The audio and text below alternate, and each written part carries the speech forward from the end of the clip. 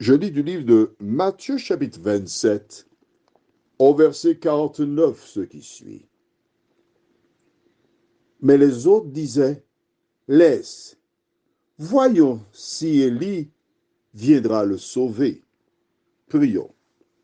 Notre Seigneur, notre Dieu, alors que nous venons une fois de plus ce matin vers toi, nous te remercions pour le Saint-Esprit qui nous conduit dans toute la vérité. Merci Seigneur de diriger nos pas et permet que nous puissions jour après jour rester à l'ombre du Tout-Puissant. Nous t'en prions au nom de Jésus pour ta gloire éternelle. Amen. Pour bien comprendre ce que nous venons de lire, je me trouve dans l'obligation de lire à partir du verset 46.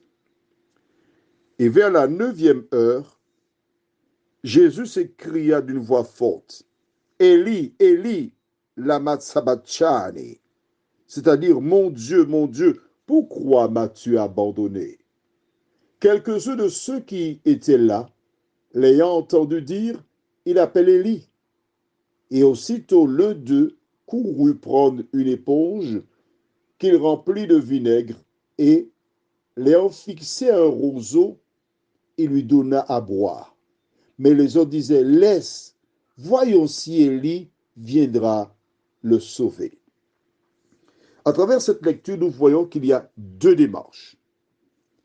Il y a un qui, probablement par amour pour Jésus, sachant qu'il souffre, j'ai expliqué déjà et je t'invite à aller sur Internet ou un moteur de recherche quelconque et tu verras que le vinaigre, c'est quelque chose lorsqu'on respire qui conduit à la mort.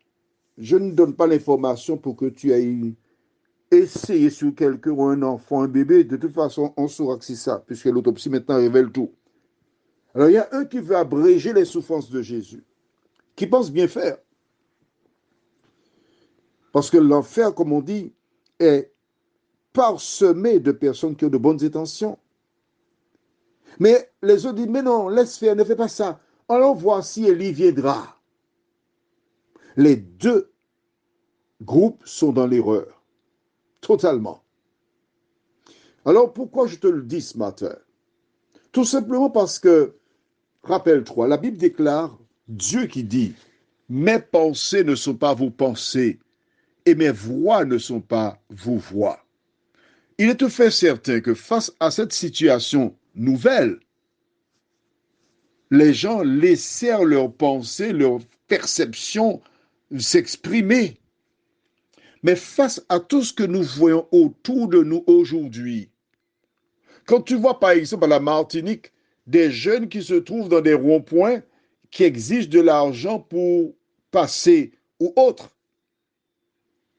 il ne suffit pas d'exprimer ta vision, ta compréhension, mais je t'invite à la lumière de ce que dit la Bible, la parole de Dieu, d'aller, de chercher, et tu trouveras que tout ce qui se passe là avait déjà été consigné dans le livre.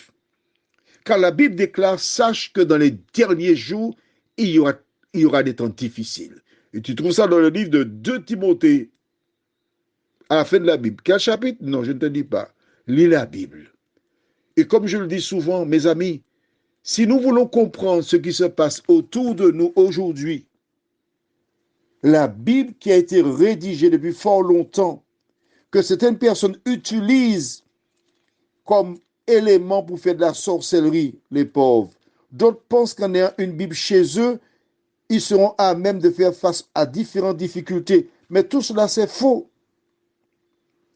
La seule protection que tu peux avoir, c'est lorsque tu mets la parole de Dieu en pratique.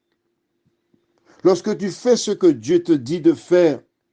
Et quand tu marches selon cette parole, tu n'as rien à craindre. Alors, je lis pour toi parce que j'ai quelques minutes ce matin dans 2 Timothée 3, verset 1. Je n'aime pas lire de verset à verset.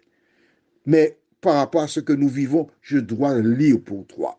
Sache que dans les derniers jours, il y aura des temps difficiles, car les hommes seront égoïstes, amis de l'argent, fanfarons, hautains, blasphémateurs, rebelles à leurs parents, ingrats, irreligieux, insensibles, déloyaux, calomniateurs, intempérants, cruels, ennemis des gens de bien, traîtres, emportés, enflés d'orgueil, aimant le plaisir plus que Dieu, ayant l'apparence de la piété mais reniant ce qui en fait la force.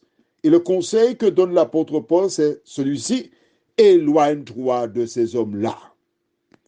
De Timothée chapitre 3, les versets 1 jusqu'au verset 5. Prions. Notre Seigneur, notre Dieu, nous sommes heureux de découvrir que la Bible avait déjà annoncé qu'il y aurait eu des temps difficiles. Alors que nous voyons autour de nous beaucoup de faits injustes, de nous aider à nous accrocher à toi et que rien ne vienne nous séparer de la source de la vie, nous t'en prions, au nom de Jésus et pour ta gloire éternelle. Amen. Je te souhaite une bonne journée. Jésus vient bientôt.